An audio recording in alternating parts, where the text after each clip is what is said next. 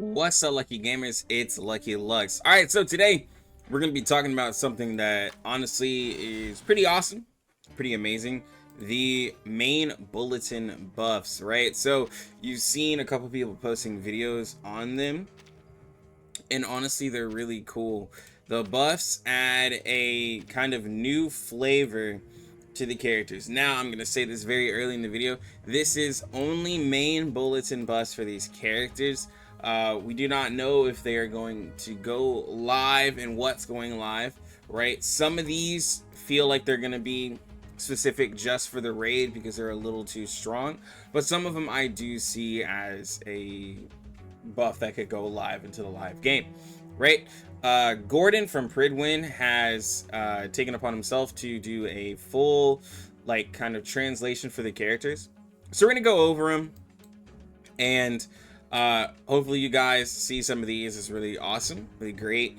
I enjoyed some of the characters. Some of them were pretty mid, honestly, and that's just what it is, right? So let's look at it here, and I'm not gonna read word for word what Gordan put up. I'm simply just going to like kind of go over it and put my own take on it, right? So give me 1 second. There y'all go. All right, so Lilia, basically what she's able to do is she's able to convert excess crit rate into crit damage with this new buff. Also, she's able to trigger a follow-up attack after every single one of her abilities. So her ult, her mass attack can trigger a follow-up, right? Which is really great.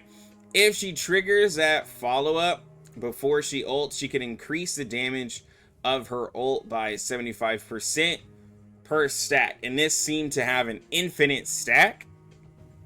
And so this probably isn't going to happen live. It'll probably have a stack count, right? But basically she's able to have a little bit of a nuke every time she does a follow-up. So if you spam her skills, she can do that, right? Which is really cool.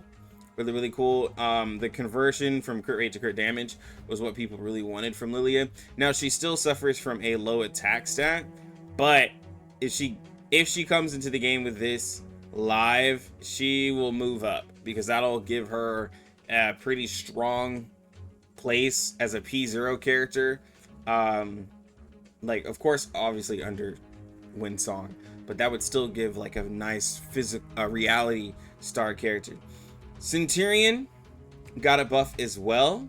So after using a basic incantation, Moxie -1, then this attack then deals an additional plus 80% reality damage. If this is a single target attack, the critical damage of the attack will be increased by 25%.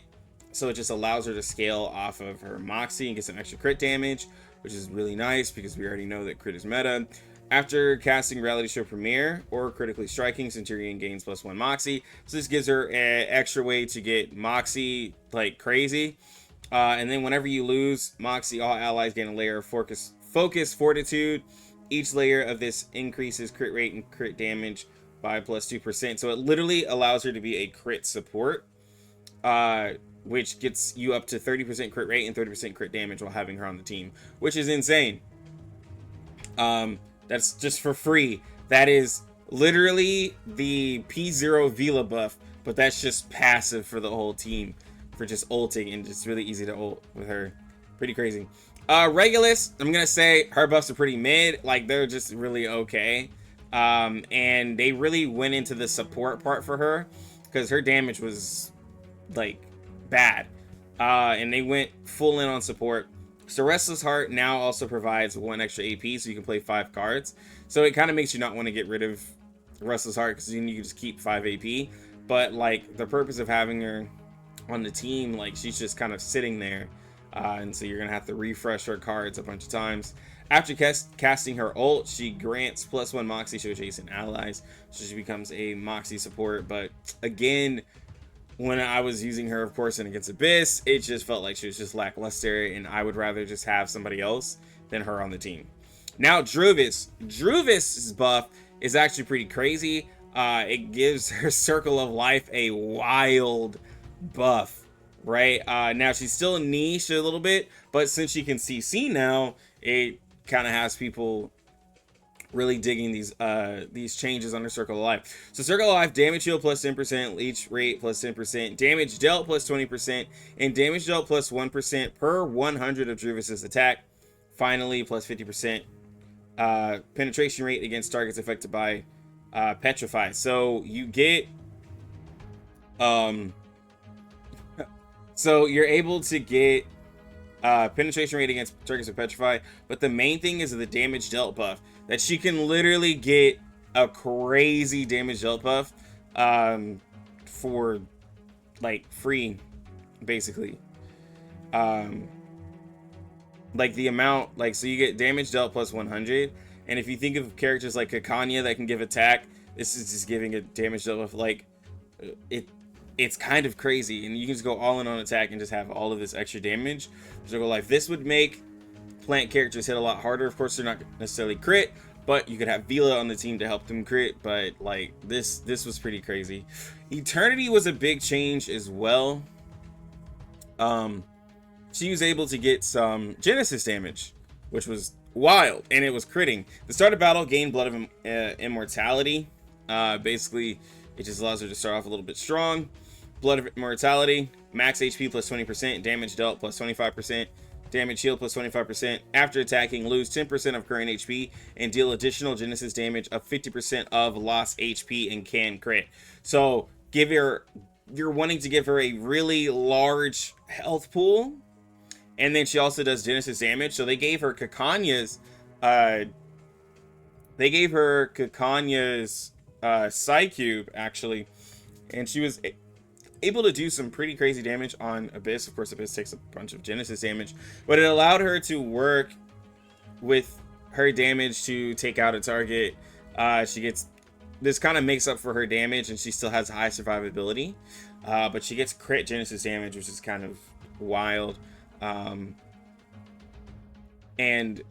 is it making her like meta? She's comparing with like Joe? No, she's still going to be an AoE character, but it allows her to be a little bit better, because I know a lot of y'all like to do solo Eternity stuff.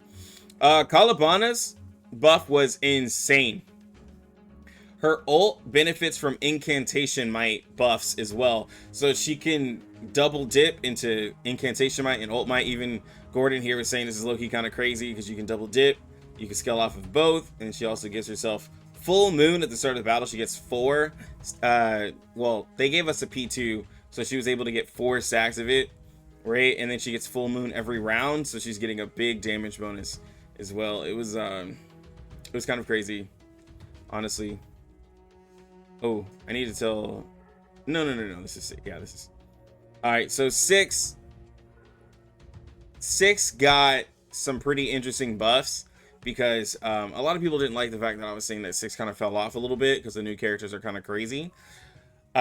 This helps him a little bit by allowing his debuffs to do 50% crit defense lower, reality defense debuff of 40%, mental defense debuff of 40%, and then fracture, which like gives you some Genesis damage when you attack. So it allows him to have a lot more for your DPS, right? It kind of got rid of some of those useless ones and just focused on the really good ones. He's able to apply 3 sets of buffs from the collection of buffs instead of 2, which allows you to get all of your buffs a lot quicker. And then inside 3, you inflict a random set of 3 debuffs before you're casting your ult instead of 2. So you're just able to get more debuffs onto the enemy and more buffs into yourself. So it's like a quality of life one. They also allowed his ult to scale better. Like I think it went up to like 1900, like 1900%, because they helped the scaling on it. So it's, you were able to like hit like a P5 6 with the 6 they gave us access to, which was pretty crazy as well. But the thing like with 6, like the other character, like his was really good, but since he was already a decent character, his didn't feel as like a big of a jump. But I do like this like 40% reality and mental defense and crit defense. This allows you to like shred defense pretty crazy. Like it's pretty wild. Sotheby, for the Abyss, Sotheby got the biggest buff, honestly. She because of Tuesday. Let me preface this, because of Tuesday. Tuesday being able to allow Sotheby to detonate poisons without taking the poisons away is kind of crazy. So after using her ult, she gets extra moxie, because basically with Tuesday, she's able to get her ult a lot quicker to be able to do a bunch of bursts. And at the beginning of each round, gain 2 layers of focus poison for herself. It's basically like a pre-ignition, but as like Gordan is saying, it just basically allows you to explode your poison and do a bunch of Genesis damage. I was like hitting 120, 130 ults with Sotheby because we were just able to put so much poison onto the enemy. But this only works with Tuesday, and it kind of pushes Jessica further away from Tuesday with something like this, where you can detonate poison and do a bunch of Genesis damage, where it leaves Jessica kind of just like, well, I just only want 2 stacks of poison, while Sotheby's like, yo, give me 30 stacks so I can detonate them, and they'll still be there for Tuesday to detonate at the end of her array. Voyager, for Voyager, they didn't lean into the support. They leaned into her being a DPS, which was really weird. She's able to put additional stacks of confusion on the target, and then on her ult, for every stack of confusion on the target, she gets excess crit rate, crit damage, and then there's a conversion for that. So like if you have this like wild Voyager, you're able to do like some damage with her. But a DPS Voyager, it was not what I expected, but I guess that's what somebody wanted, sure. But it feels a little mid, like if you just have like a little P0 one, because you don't have that crazy of scalings on your abilities, and then like trying to stack the confusion. Of course, you're gonna probably use like Tooth Fairy with her, or maybe Wind Song in this situation like this to get as many stacks of confusion as you can, so that way she can nuke the enemy too. Babble, she got hers, but I'm gonna be real, as much as I love Babble, hers didn't feel as crazy. But basically she gets Fang Partner at the beginning. As Gordan is saying here, she gets immediate immunity to control, which helps out for a lot of those like stages that have a crap ton of control. She's just basically immune to it. She's also able to give out reality defense and damage dealt to her allies with her shield, and she has a really large shield now. It's double the size that it was before, and she's able to do like 30% damage dealt, which makes her compete with like a Pickles, whilst also having a follow-up. So it's kind of cool because like you can get a damage dealt buff easy, and then also have a tank that can shield you, and also do a follow-up attack to help out with characters like 37 who wants someone who can follow up but also like stay alive. So really interesting the approach they went with Babble, just making her honestly tankier, more CC immune, and then being able to also buff damage. Really like that. Getien, his was actually pretty crazy as well. So his Shape of Bones, his debuff, can stack up to 3 times, giving a 45% reality defense shred for free, basically, because of his passive. So if you're going against one target, or if you're using your ult, it's just for free. And then while his buff is active, all enemies gain the Shape of Bones, the 3 stacks of it. So you have 45% enemy reality defense lowered, and then 40% damage dealt bonus, which can still stack with another damage dealt bonus. That's a non-array one, right? And then his Admonition deals 25% reality damage for each stack of bones on the target. The target already has 3. This attack will critically hit, so you can guarantee crit on the target by just having 3 stacks of the Shape of Bones on it while you're in Admonition status. So it just ups his DPS quite a bit, allowing him to do, he was doing crazy damage on the Abyss, even though like that boss isn't really good for him at all. So if this is something that goes live, it'll allow him to do crazy damage, because for those who have like portraits or whatever in their Getien, he will be hitting like a sub DPS, kind of like a Soul Day. He'll be doing kind of damage like that, because like he has guaranteed crit, and you can just build him, honestly, with attack and crit damage, with something like that. Charlie, they gave her some Genesis damage, and they allowed her to get some more crit, right? So basically, damage dealt bonus increased to 50%, in addition, plus 30% crit rate. So the thing is that as Gordan even said, her damage buff was like 20% that would overlap with others. Now it's 50%, so you're not as like kind of just upset at the fact that you're taking a 20% over like a 40 or a 50 from Necro. So she gets a 50% damage up buff, 30% crit rate, so they're just gonna make her a crit character. When attacking, she loses max HP, and then she has Genesis damage that hits all enemies when she attacks. So it's just like a mini 37 with that kind of damage, with that kind of Genesis damage, and then she recovers lost HP at the end of each round, so it allows you to kind of balance her health a little bit. Even as Gordan put here, you can use it with Similwise, because the Similwise array will go with Charlie's damage dealt buff, so you could stack that if you really want to do a crazy Charlie run. You can see how that goes. Balloon Party,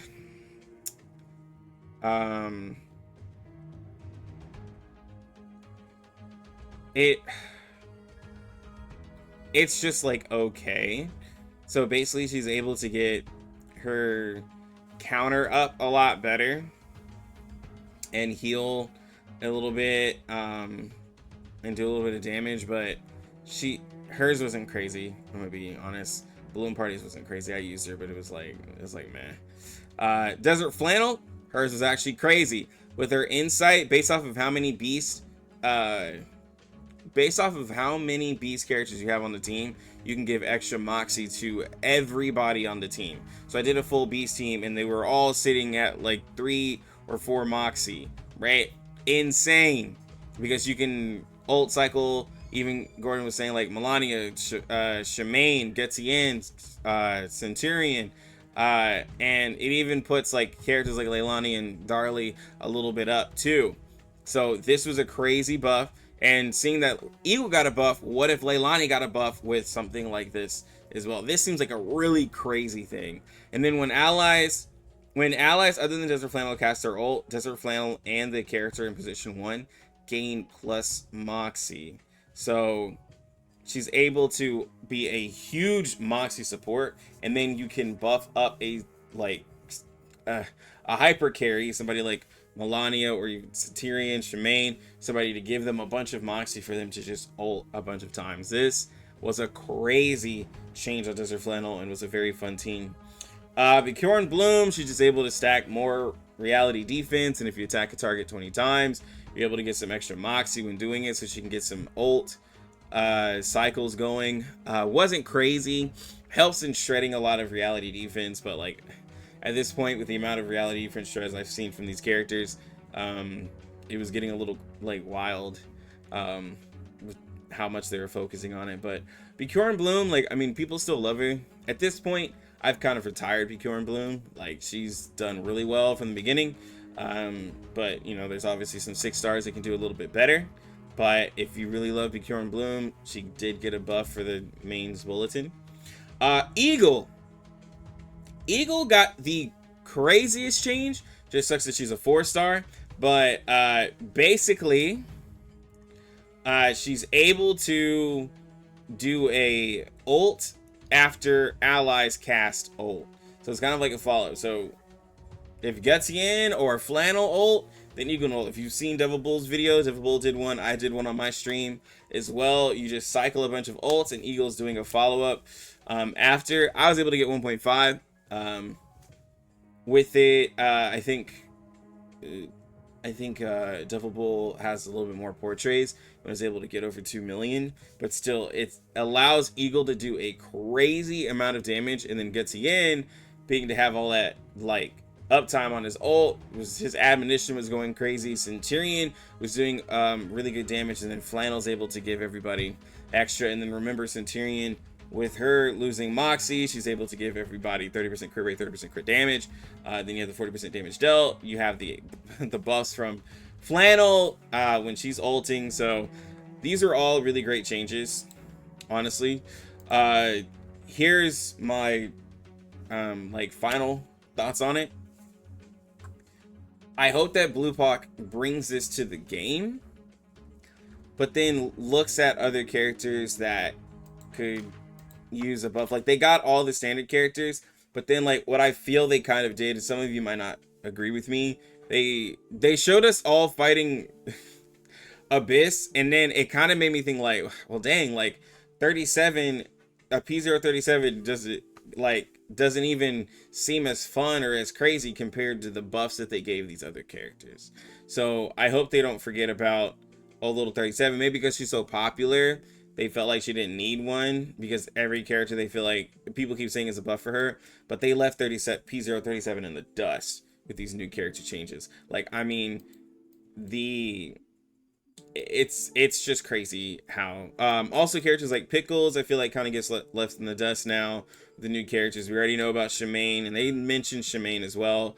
Jessica, I just hope that they work on some of these characters. And in Lee, she's still really strong, but I would just like to see some changes, even though like she doesn't really need one. I just would like to see it, especially now that she can stun characters.